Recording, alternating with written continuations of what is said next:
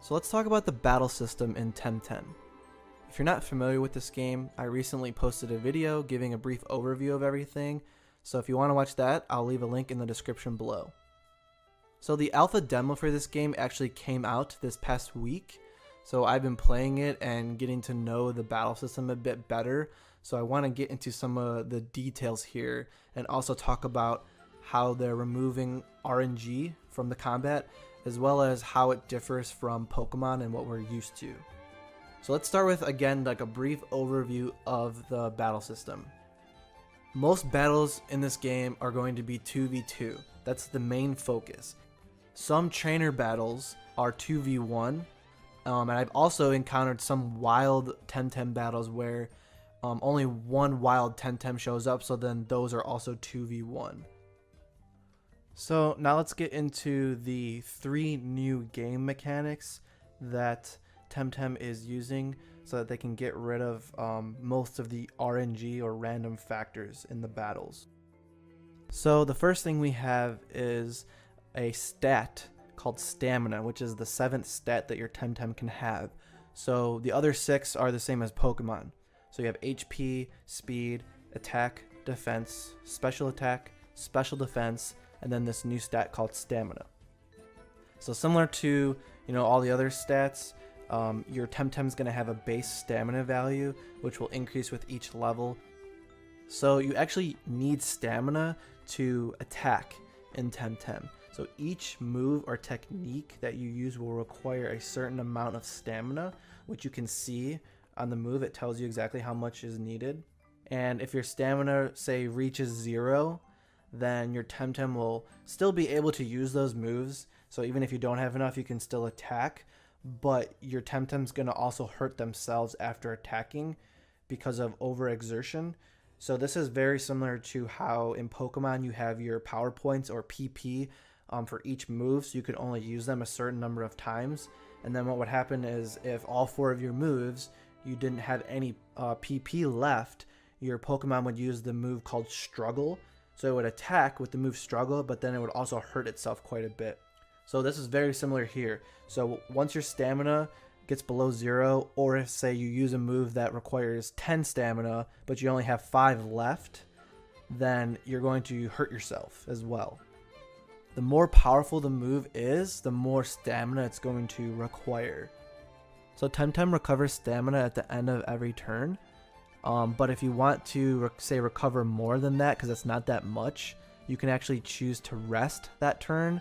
If you choose to rest, you won't attack. You'll actually regenerate more stamina than if you would have attacked in the first place. So at the end of a battle, stamina will be completely restored. So this is a very cool mechanic. That way you can't just, get really powerful moves and just spam them.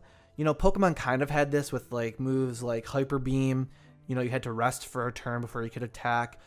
So that's sort of similar here, but I really like this idea. I like this stamina idea. I found myself even in this demo in the early game that I could not just spam my moves. I actually had to be a little bit more creative in what I was doing, or I'd have to save my more powerful move for when I needed it. It was just another extra thing that that I had to be mindful of. A lot of times, what you'll see in the gameplay here, I just completely forgot about the stamina because I'm not used to that, and I kept hurting myself. So it's just something that we're going to have to get used to paying attention to. So stamina, pretty easy to understand, right? So that's the first mechanic that they introduced. So let's get into the second mechanic, which is called hold. So some moves, obviously, like we mentioned, are super powerful and they require more stamina than basic moves. But there's even, some moves that are so powerful that they actually require an extra step, which is where this hold comes in. So what this means is some techniques will require a TemTem to be active in battle a certain number of turns before you can actually use that move. Those moves will still also have a stamina value, but you're going to have this extra step in place before you can use it. So after you use the move, you'll have to wait the same number of turns again. So if you actually see here in some of the gameplay, on the moves, you can see the stripes in the left hand corner of each of the moves, and that indicates how many turns that you need to wait before you can use it. So anything that has a 1 it means that you can use that move every turn. You don't have to wait for anything. That doesn't have any hold on it. So on my Hushik here, you can see its 4 moves are Hypnosis, Psi Plus, Kick, and Tenderness. So Hypnosis and Psi Plus have that extra requirement. You have to wait 2 turns to use them. Now, if you use, say, Hypnosis here, this turn that you attack counts as 1. So what happens at the end of every turn, basically your hold gets a +1. So if I use Hypnosis this turn, the next turn I can't use it, but the turn after that I can use it. So basically you're including the turn you're using it as 1. So this is again trying to balance those more powerful moves so you're not just spamming them the whole time. So it's introducing again more strategy to the combat. So now let's get into the third mechanic, the last mechanic that they're introducing here, which is called Synergy. It's just bonuses that they give to certain techniques depending on what ally you have in battle next to you. So you can see with my Kaku here, in the bottom right is a move called Urashile, and there's a plus mark in the upper left. So what this means is the move can benefit from synergy. So you can see from the details here, the move doesn't do anything special. It has a base damage of 41 and it requires 8 stamina to use. But to the right, you can see what happens if you have synergy involved. And you can see in the middle there is the symbol for the type of poison. So what this means is the additional effects will take place if your ally TemTem is also poison typed. So my Hushik here is not poison type, so it's not going to benefit from the synergy. But if it was a poison, what this synergy does here is it says that synergy with a toxic ally poisons the enemy for 4 turns. So it doesn't increase attack power or anything, but it adds an effect of poisoning the target for 4 turns.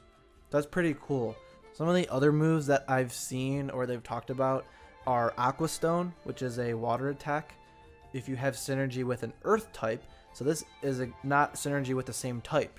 It's a water attack having synergy with an earth type, and what that does is it increases the damage. And then one final example I'll say is an attack called Slowdown, which is a mental technique, and it reduces the speed of the target TemTem by 1 stage. If the attacking TemTem's ally is also mental, it will also put the target to sleep. So again, I really like this technique. It's adding, again, more complexity, more things to be aware of in the combat. So finally, let me talk about the status conditions in the game. So the cool thing I like about the status conditions is that you actually will know how many turns it will be in effect, which in Pokemon you don't know. It's just random. So like I mentioned in that previous example with Synergy and the poison, it said it would poison the target for 4 turns. So you know exactly how many turns that the target will be poisoned for, which is really cool. I like that. It's again removing that RNG from the combat. Also, you can inflict 2 status conditions at once, which in Pokemon you can only do 1. And the way this works is it's the first in, first out, which means if you already have 2 conditions on a TemTem and you go to apply a third, the one that's been on the longest will be removed and then the new one will come into place. So first in, first out. So again, I like that the status conditions, you'll know exactly how many turns they'll be active. The turn counter for these is reduced by 1 each turn, obviously. But I want to add that even if they're on the bench and not actually active in battle, their status effect will still be reduced by 1 each turn. Also, the conditions will apply even if they're on the bench. So if a TemTem's poisoned, you can't just swap it out and then it will be okay. It'll still get hurt each turn that it's poisoned, even if it's on the bench. So we don't know what all the status conditions are going to be yet, but they've said there's going to be about 14 of them.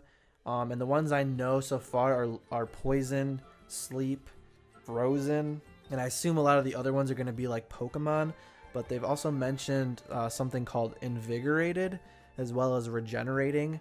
So, you know, maybe think invigorated means it boosts your attack power for a certain number of turns or something, or maybe it gives you more stamina for a certain time.